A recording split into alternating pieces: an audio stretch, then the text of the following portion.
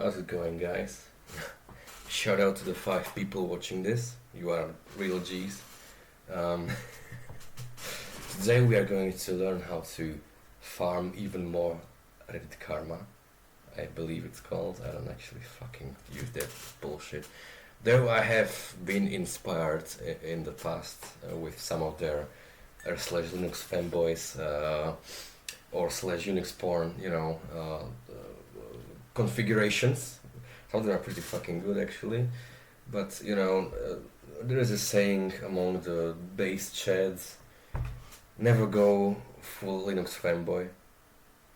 But some of the programs they use are actually pretty cool, and we are going to talk about one of them today. So if you're like me, maybe in the past, back when you were still a computing baby, on Windows if you have used something like Wallpaper Engine, which is a proprietary, I believe, probably proprietary software, which kind of allows you to have all kinds of cool shit on your Windows environment. But let's be fair.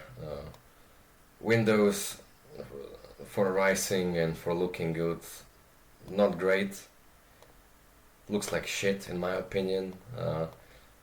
Windows 7 was like pretty cool, but Windows 10 and 11 are just literally some of the worst pieces of shit I have ever been unfortunate enough to use, because I use Windows at work and shit.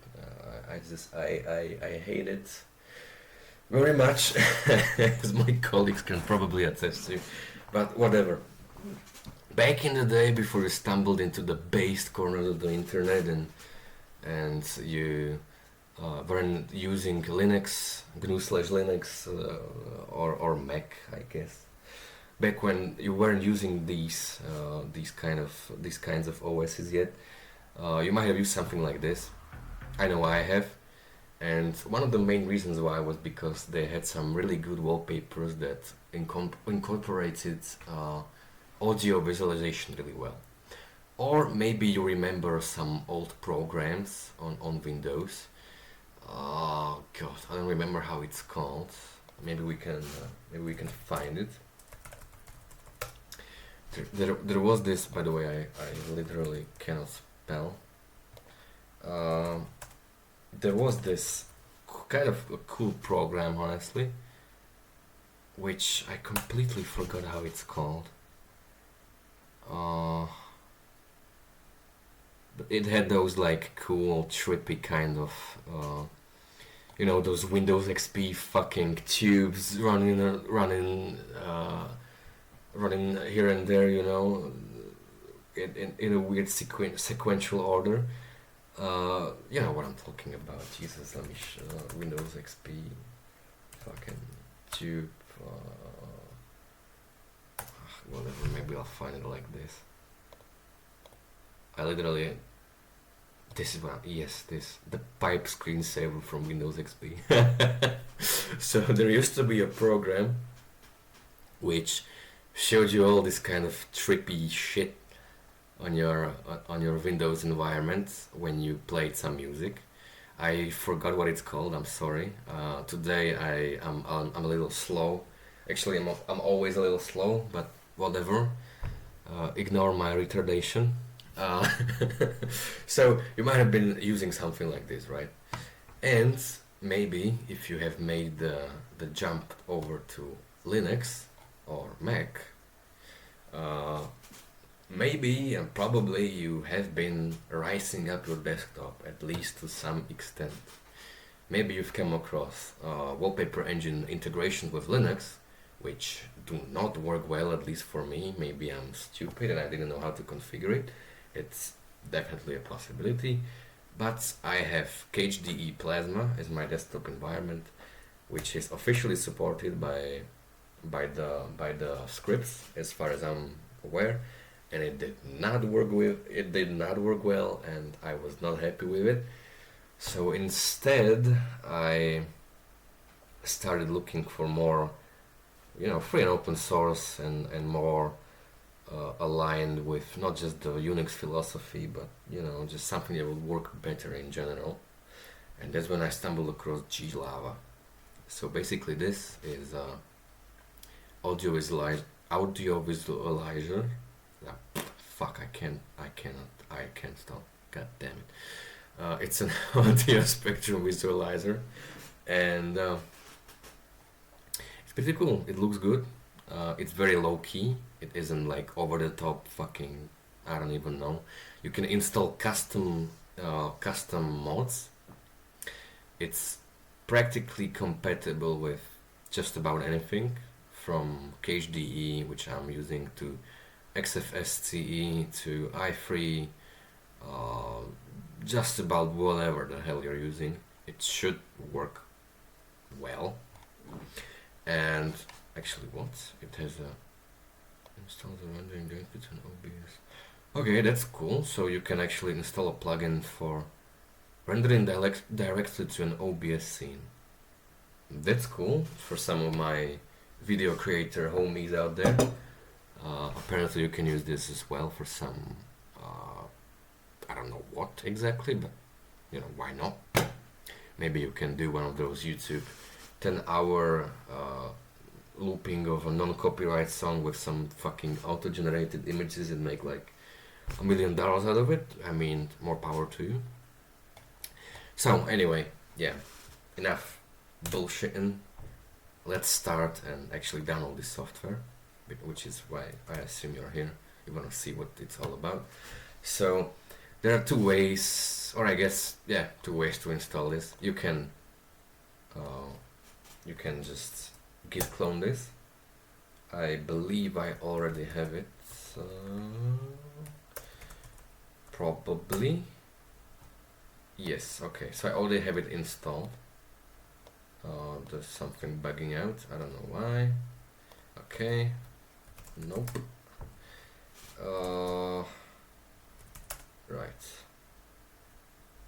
Right, it's installed. Okay, so you can basically just copy and paste these commands. You git clone, you change directory to GLava, and use Ninja to build it. Or I guess you could use probably some other C compiler, I assume. I don't actually know. Whatever. But if you're using Arch, you can just do this. You can use Yay. I already have it installed, as you can see, so I'm just going to loop. And once you have installed this program, you can go ahead and start configuring shit. So the main configuration file is going to be in your home directory, config and /glava. And if we list this directory, we can see that we have all kinds of weird stuff here. And to kind of explain what all of this means it's very simple. As you can see, these bars, circles, and actually no, this is for specific environments. Radial, blah blah blah, wave. These are all of the visualizations or representations of how the actual audio visualizer is going to look like. So if you are going to do rc.glsl configuration file, which is the main configuration of GLava, the first thing we have to do is enable it, or more specifically request what we want GLava to show us, what we want it to enable for us. And you can actually just paste this whole thing right below the C documentation for more details. So this is line 16. You have to request a mod from GLava. This can be either a graph, a wave, a circle, or some other thing I just forgot. But you can go and look back into the main directory and see the different modes that you can request. and just put them in there. So that's it for the main configuration. I believe. I don't think there's anything more we can or we should edit here. Now, if you encounter some troubleshooting and stuff, obviously you're going to want to go and look at the entire configuration file. But it's out of scope for this tutorial, so this is very basic rundown, basically just a showcase, very low-key showcase of this tool. So I'm not going to go into all of this. I'm just going to quit, and instead I will show you my configuration, which as you could see in the main file, I was using the graph. So I was requesting the graph mode from GLava, and if I go back into the or if I quit the main configuration file and I'm still in the main directory, I can now edit the specific mode that I requested, which was graph. And here what I did was I chose a color scheme. So at this point, let's say you want like a circle or maybe a graph. I did not like the circle because it looks kind of awkward, just kind of sits in the middle of your desktop environment. Not a huge fan. The graph was more low-key and it was just better in my opinion. So I have used that, and I have put my favorite colors in there, which are red and blackish red, you know. Definitely nothing to do with my political orientation. Anyway, whatever color you want to use for this, you can simply look up you can simply look up the hex values of whatever colors you want to use. So I use this website schemecolor.com. You can just Google it basically, and I have found a color that I like. I've put them here. Since I'm using NVChat, which I will probably make a video about in the future, it actually shows me the color right in the terminal, which is fucking neat. I love it. And so yeah, the only thing I changed here was the color scheme, and I did not touch anything else. However, if you really want to go ballistic, you can literally change everything. You can invert the graph, so instead of being on this side of your screen, it can be up, it can be on the left, it can be on the right. You can define outlines, you know, you can do all kinds of crazy stuff, which I'm not going to touch in this video. I have just left it as is, changed the colors, and now I'm going to actually show you how it looks like. So by running this command, which is glava -- desktop, you are telling GLava to actually embed as a running process with your desktop. So it doesn't run, it runs in this shell instance, right? But it doesn't run as a separate application. So it runs in the background, it integrates your desktop, and now if we open a new terminal and play some music, let's say, for example, I can ignore it. I can use fuck, I always forget what it's called. YTZ, fucking hell. Oh god, what is it called? I completely there it is. YTFZF, which is a script that allows you to play YouTube videos in your terminal. It uses the YouTube-DL framework, as you would imagine, and it can pull and play entire videos in your terminal. It's pretty neat, but I always forget this, and I wanted to make an alias for it, but I forgot, so whatever. Anyway, we can just, you know, search up something, click on this, and it's going to start playing in our terminal instance. It's going to jump scare a little bit. There it is. Alright, there's some Rick Astley.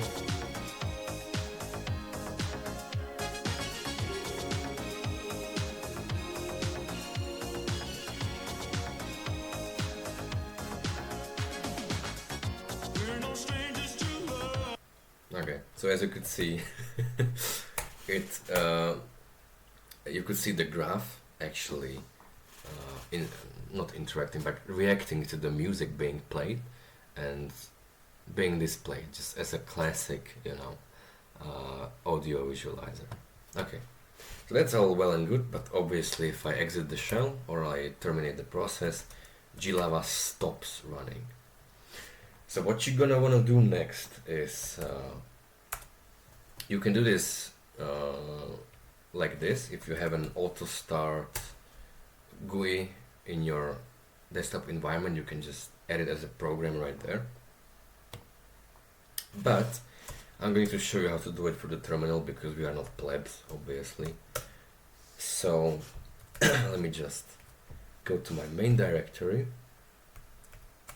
go to config auto start, and as you can see I have glava.desktop file here. Okay, so once we are in the AutoStart directory, which is home, user, config, and AutoStart, when we list the files in here, you can see that there's a glava.desktop file. So basically what you want to do here is create a file with the .desktop extension, and I named it GLava for simplicity's sake. And you also want to add a few lines into your newly created file. So to kind of explain a little bit, once the AutoStart script or once you boot into your environment, the AutoStart script starts to search for files in the AutoStart directory, and these files have to have this specific kind of, you know, just configuration. So here you are telling it it's a desktop entry, it's an application, and here is actually the command that's being executed under the hood. So as you can see, there's the command that we used earlier, the glava-desktop, which is the command itself that embeds itself into your wallpaper and starts the audio visualizing goodness.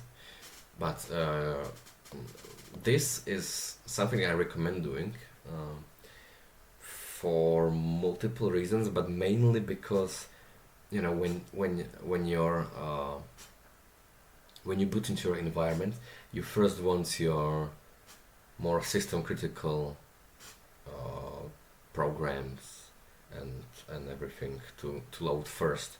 So you know, obviously this has a lower priority. So we are telling it to, you know, sleep for a little bit, wait for all the system critical stuff to load up, and then we can have all this. We can actually do this, right?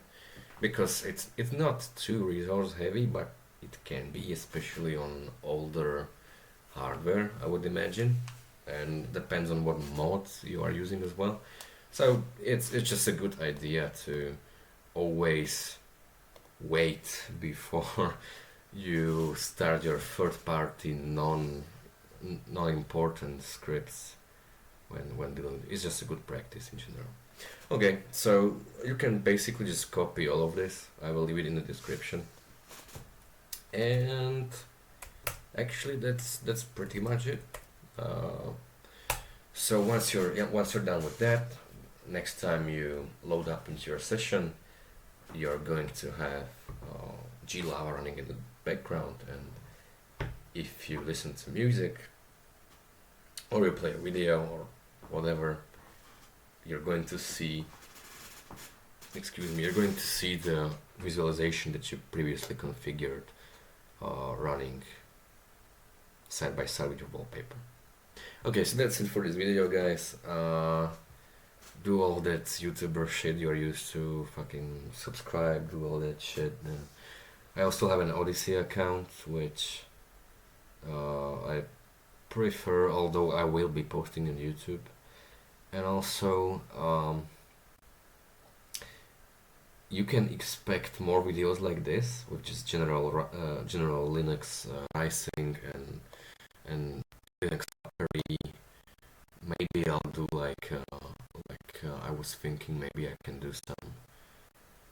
I'll just basically try and shine some light on cool project that I find really helpful, inspiring, or whatever. And maybe in the future I will be doing some hacking tutorials. So if you guys wanna become a fucking hacker man, then stick around and we'll see. Maybe you can learn something cool on using your based Linux distro. So that's it. See ya.